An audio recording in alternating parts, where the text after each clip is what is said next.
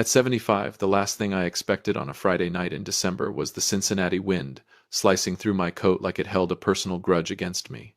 Snow hammered down from the dark sky. The cold sank deep into my bones. I stood frozen on the front porch, my arthritic hands trembling uncontrollably. These were the same hands that just 6 months earlier had crawled across the basement floor to repair their broken water heater. But tonight, those hands belonged to an unwanted old man being thrown away like garbage. The deadbolt clicked shut behind me. Edwards, my son, had just slammed the door in my face. He could not even look his own father in the eye. He simply turned away. The Maplewood house fell silent. The very house I had spent an entire lifetime working to pay off now stood warm and bright behind that locked door while I remained outside in the blizzard. At 75 years old, I watched my own son close the door on me as if I were nothing more than an inconvenient reminder he wanted erased. What he did not know was this: that door closing would become the greatest blessing of my life. Welcome back to Dad's Revenge Real Life. Grab a drink, some snacks, get comfortable, and remember this: the people in these stories always had the chance to do the right thing. They simply chose otherwise. Leave a comment, subscribe to the channel, and stay with me until the end because this story delivers a satisfaction you will never forget. Through the narrow glass panel beside the door, I could still see the warm glow of the living room. Hazel, my daughter-in-law, stood there with her arms crossed and a smug smile curling across her face. She looked victorious. To her, she had finally succeeded in removing the burden from her perfect little life.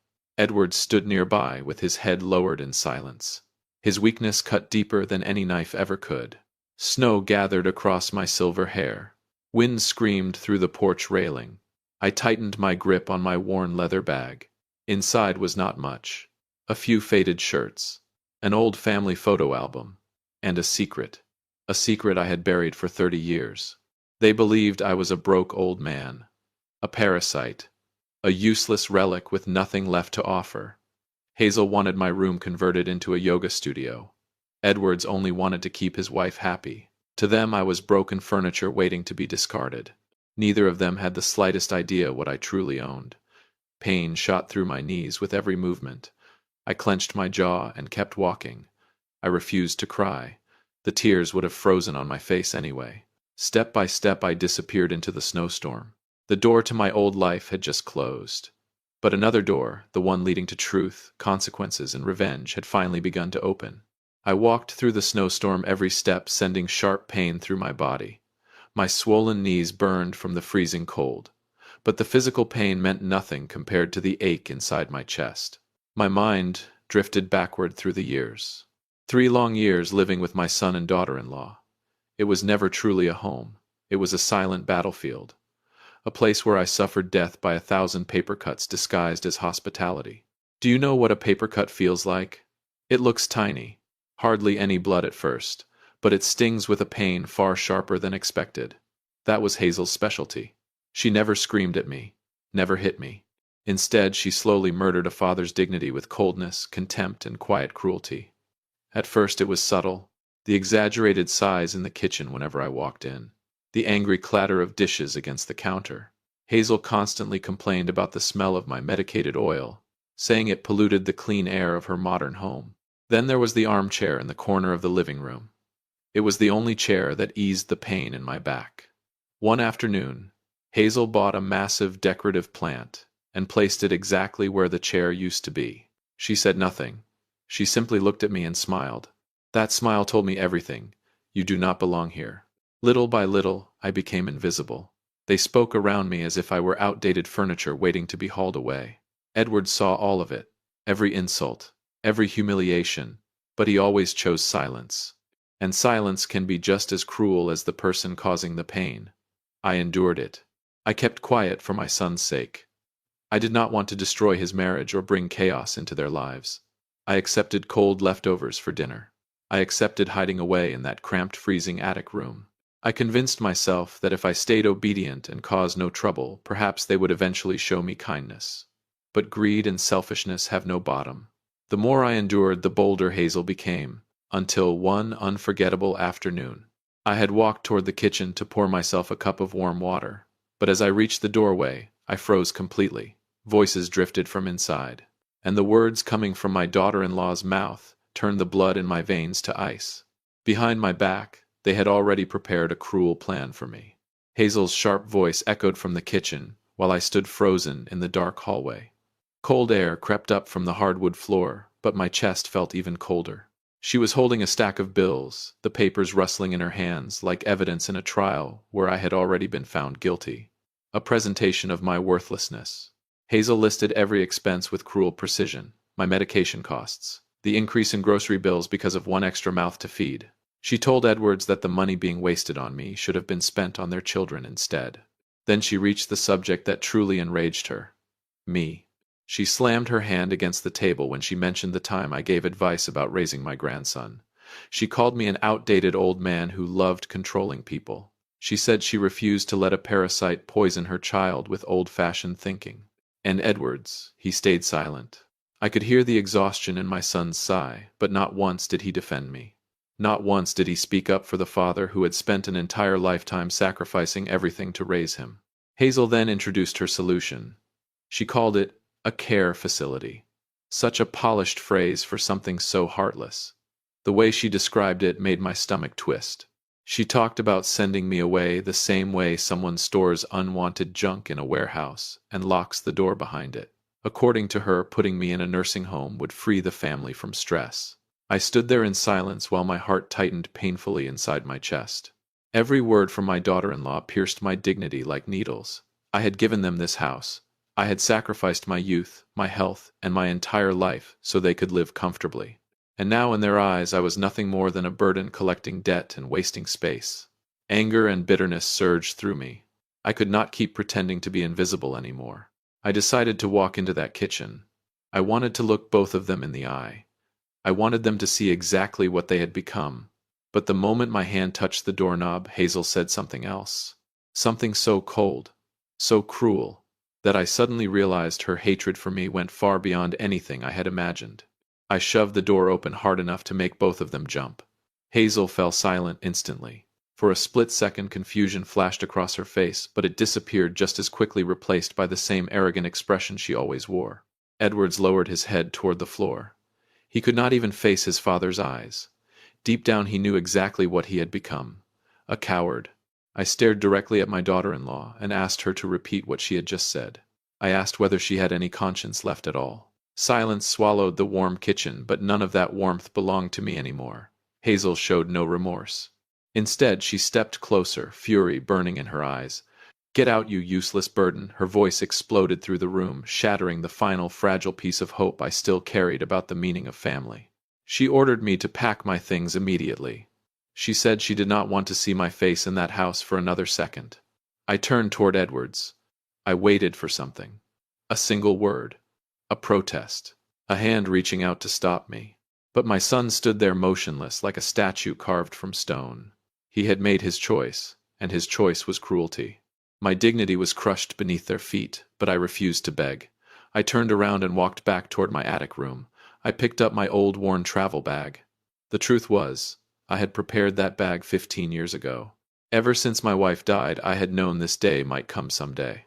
I knew how quickly human hearts could change. I stepped out of the attic for the final time and walked through the living room. No one stopped me. No one followed. I opened the front door and stepped directly into the raging snowstorm. The wooden door slammed shut behind me. At 75 years old, I officially became homeless. Snow buried my footprints almost immediately as I wandered through the frozen streets with nowhere to go. But beneath the pain, beneath the humiliation and heartbreak, something else had already begun growing inside me. A plan.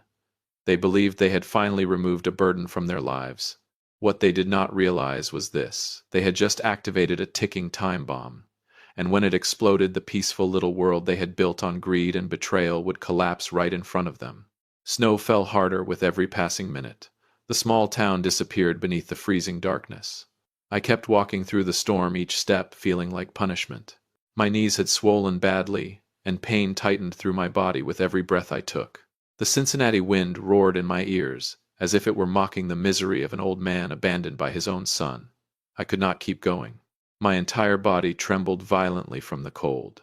Snowflakes clung to my eyelashes, blurring my vision until the world became nothing but white shadows and streetlights. Finally, my legs gave out beside an old car parked along the curb. I collapsed into the snow. The freezing steel brushed against my skin, but it still was not as cold as the human heart. I leaned against the tire and stared at my frail hands. Hands hardened by a lifetime of labor. Hands that had built a future for a son who now treated me like garbage. Growing old does not destroy a person through great tragedies. It destroys them through countless small humiliations. I had survived losing my beloved wife. I had survived losing my health. But what finally broke me was the cruelty of the people I once called family. They treated me like I was invisible. They threw me into a snowstorm like a bag of trash, convinced I would quietly die somewhere forgotten and alone. They believed I had nothing left. That part made me almost laugh. Slowly, with trembling fingers, I reached into my coat pocket and pulled out an old flip phone. The screen glowed weakly in the darkness. I searched through the contacts until I found a number I had not called in years. A man from my past. The only person who truly knew who I was. I pressed the call button. The ringtone echoed softly through the silent street before someone answered. Hello. The familiar voice sent warmth through my frozen chest. I fought to keep my own voice steady as I spoke. I was calling Officer Ramirez, and I told him I needed help. Ramirez recognized my voice immediately. His tone changed instantly. He ordered me to stay where I was, and promised he was coming right away. The call ended.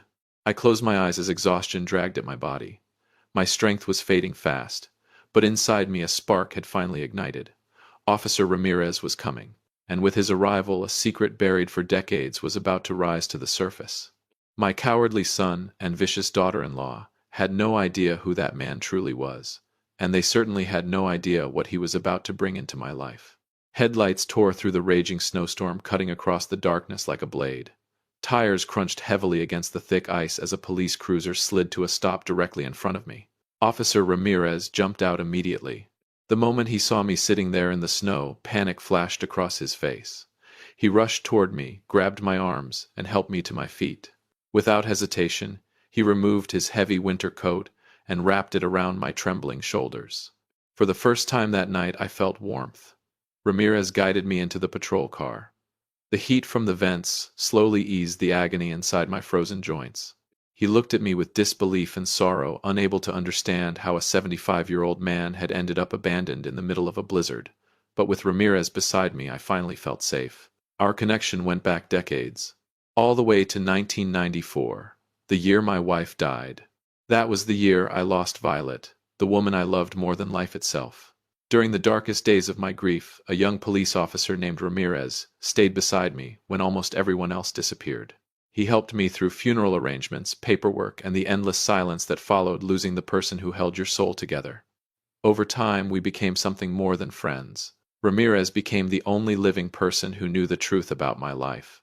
As he drove through the storm, he glanced at me through the rearview mirror and quietly asked about Edwards and Hazel. I simply shook my head.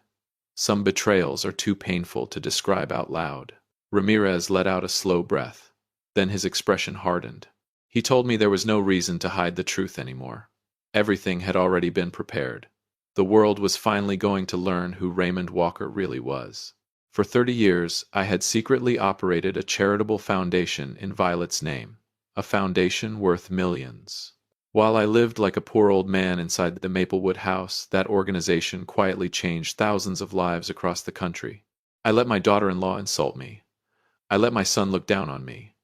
Because protecting Violet's legacy mattered more to me than wealth, pride, or comfort. Not once in 3 decades had I touched a single dollar from that fortune for personal gain. Ramirez pressed harder on the gas pedal, and the cruiser surged through the snowy streets. We were not heading towards some cheap motel for homeless men. No, Ramirez was taking me somewhere far more important. Somewhere the truth would finally step into the light. And that place would become the beginning of the worst nightmare Edwards and Hazel had ever experienced. Ramirez's police cruiser cut through the darkness while snow continued crashing against the windows.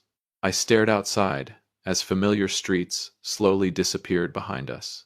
I assumed he was taking me to some cheap motel on the edge of town. At the very least, I expected a temporary place to survive the storm for one night. But instead of turning toward a hotel, Ramirez drove straight to the Westwood Community Center. I looked at him in confusion and asked why we were there at this hour. Ramirez did not answer. He only smiled. A smile filled with pride. The cruiser slowly rolled through the gates of the center, and the moment we entered the parking lot, my heart nearly stopped. I could not believe what I was seeing. Despite the brutal snowstorm, the courtyard was overflowing with people. Hundreds of residents stood beneath the falling snow, holding candles in their hands. Tiny flames flickered in the darkness, joining together into a sea of warm golden light. They were waiting for me. Men, women, children, elderly couples, all standing in the freezing cold just to support one old man who had been thrown away by his own family. The moment the cruiser stopped, murmurs swept through the crowd. And then I recognized the faces. The elderly woman who owned the grocery store down the street. The mechanic from the corner garage. The children whose school tuition I had quietly paid years earlier. 2 television news vans were parked near the entrance. Camera lights exploded across the snow as reporters rushed forward. Bright flashes illuminated the police car from every direction. Emotion tightened in my throat. For the first time that night, I realized something important. I was never alone. I had spent 30 years protecting my secret from my son, while an entire community had been protecting it for me. Everyone in this neighborhood knew who I truly was, except Edwards. They knew I was the man behind the Violet Foundation. They knew I had quietly saved thousands of struggling families over the last 3 decades.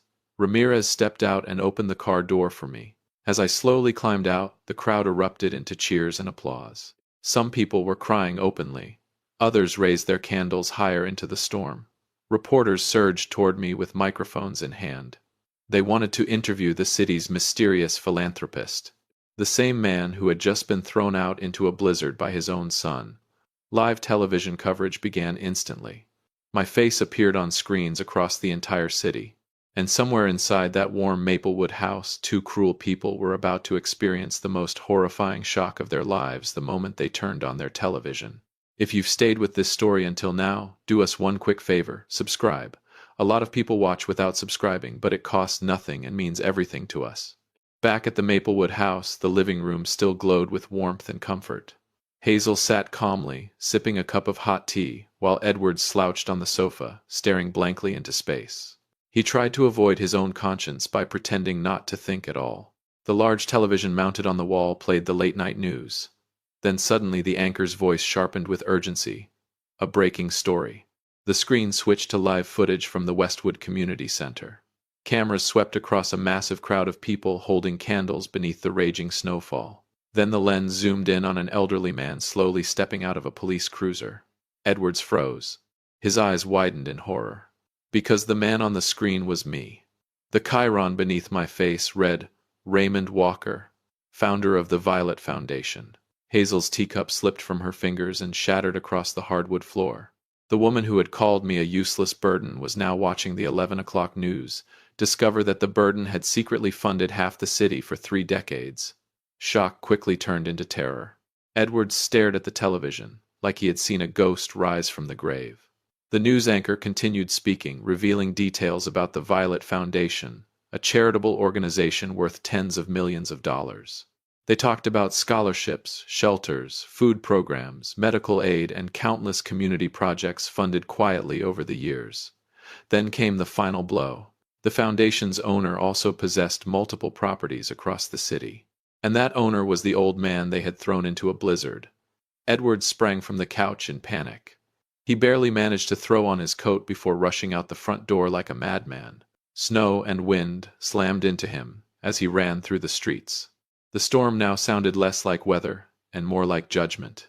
Meanwhile, at the Westwood Community Center, volunteers and residents escorted me into the brightly lit main hall. Officer Ramirez remained at my side like a shield. Reporters crowded near the entrance while cameras continued broadcasting live across the city. Then suddenly, the glass doors burst open. Edward stumbled inside, breathing hard, covered in snow from head to toe. His face was completely drained of color.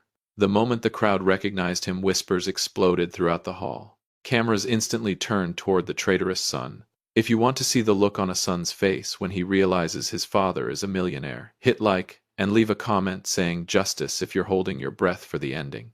Edward stared at me with trembling lips. He took a hesitant step closer, and for the first time in years, all his arrogance had vanished. In its place was pure fear, pure desperation. He opened his mouth to call me Dad, He even reached toward me as though he wanted to grab my sleeve and beg for forgiveness in front of millions of viewers watching live from home. But I never said a word. I looked at my own son with eyes colder than the Cincinnati winter outside. Then I turned away. Without acknowledging him, I motioned for Ramirez to open the door leading to the executive office in the back hallway. Panic flashed across Edwards's face as he hurried after me. What he did not know was this. Behind that office door waited a truth far more devastating than money. A truth connected to his dead mother's legacy. And once he learned it, his entire world would collapse forever. The executive office door closed behind us, instantly shutting out the noise of the crowd and reporters outside. Silence filled the room. Only 3 people remained inside. Me, Edwards, and Officer Ramirez. Edwards stood frozen in the center of the office, breathing heavily. Snow melted from his hair and dripped down his pale face. His frightened eyes scanned the room until they suddenly stopped on the massive portrait hanging on the far wall, his mother. Violet stood smiling in the painting, dressed in a golden gown, radiant and elegant. The portrait had been taken on our 10th wedding anniversary, back when happiness still lived inside our home. Edward stared at the painting. Then he looked at me. His knees nearly gave out beneath him. I slowly walked behind the large wooden desk. In that moment, I was no longer the broken old man hidden away in the corner of a living room. I stood tall, shoulders straight, my voice firm and commanding when I finally spoke. I never spent a single dollar of that inheritance on myself. The words hit him like a hammer. I explained everything. The money had always belonged to a massive trust created by Violet's family decades ago. Before she died, Violet devoted her life to helping struggling families throughout the city. When cancer took her from us, she passed that mission to me. And I made a promise to her grave. I would protect that legacy until my final breath. I looked directly into my son's eyes. Do you remember my old worn-out coat, Edwards? Do you remember Hazel complaining about grocery bills? Do you remember the attic room? My voice hardened. I lived like a poor man on purpose. I wanted my son to build his own life without relying on wealth. I wanted to know whether he would still honor his father when there was nothing to gain from me. And now I finally had my answer. Edwards collapsed into tears. He begged for forgiveness between broken sobs. He blamed Hazel. He claimed she pressured him into everything. He pleaded with me to remember that we were family and begged me to come home. But his words sounded hollow, weak, pathetic. I stared at the son I had sacrificed my life to raise, and the emotional punishment unfolding before me felt far crueler than any revenge money could buy. Go ahead, I told him coldly. Call your wife. I could already imagine Hazel losing her mind back at Maplewood. By now she was probably tearing apart my attic room, searching for hidden checks, account statements, or proof of fortune. The same woman who once treated me like an unwanted animal was now desperately wishing she had shown kindness to the old man she threw into the snow. Edwards pulled out his phone with trembling hands. But before he could dial her number, I stopped him. Slowly, I reached into my coat pocket and removed a thick brown envelope. I placed it carefully on the desk between us. The moment Edwards saw the official seal from our family attorney, terror flooded his face, because he understood immediately. This envelope was not about money. It was a final judgment, and whatever waited inside would decide the ultimate punishment for their betrayal. I slid the brown envelope across the desk toward Edwards. His hands shook violently as he broke the seal. Inside was the revised will my attorney had finalized 3 weeks earlier. Every legal document had already been signed, witnessed, and filed. Edwards read the pages line by line. The color drained from his face. Then came the panic. The Maplewood house no longer belonged to him. It now belonged to the Violet Foundation. I stared directly into my son's terrified eyes and delivered the final verdict with a voice colder than the storm outside. Hazel called me a burden, I said. So I decided to give that burden to 30 families who actually need it. The property would be converted into transitional housing for struggling parents and elderly residents abandoned by their own families. They have 60 days to leave. Edwards completely collapsed. He cried openly, begging me to reconsider. He said they had nowhere else to go, but the mercy inside me had frozen to death the moment they threw me into that blizzard. I was never a burden. I was the foundation, and they had destroyed the strongest foundation their lives would ever have. I turned away from my son and walked slowly toward Violet's portrait hanging beside the office window. I stared into her warm eyes, and for the first time in many years, peace settled over my heart. Because this had never been a story about money. It was a love story. A promise that began the night my wife died and lasted for 30 years afterward. And now at last, I had fulfilled that promise. I protected her legacy, and I taught our son a lesson he would carry for the rest of his life. Behind me, Edwards quietly stumbled out of the office. He would have to return home and face Hazel's panic rage and desperation on his own. For the first time in their lives, they would have to survive without the silent protection I had provided all these years. Justice had arrived. Cold, fair, and unforgiving. This story is a reminder that karma is real. Children must honor and care for their parents. Never betray the people who sacrificed their lives to raise you. Because when that betrayal finally comes due, the consequences can destroy everything you built. If this lesson meant something to you, share this video and subscribe to the channel for more emotional and meaningful real-life stories. Parents may pretend to be poor to test their children's hearts, but their love and sacrifices are always immeasurable. Do not wait until you realize the value of the foundation, only to discover your entire house has already collapsed. My name is Raymond McCall, and my journey for justice ends here.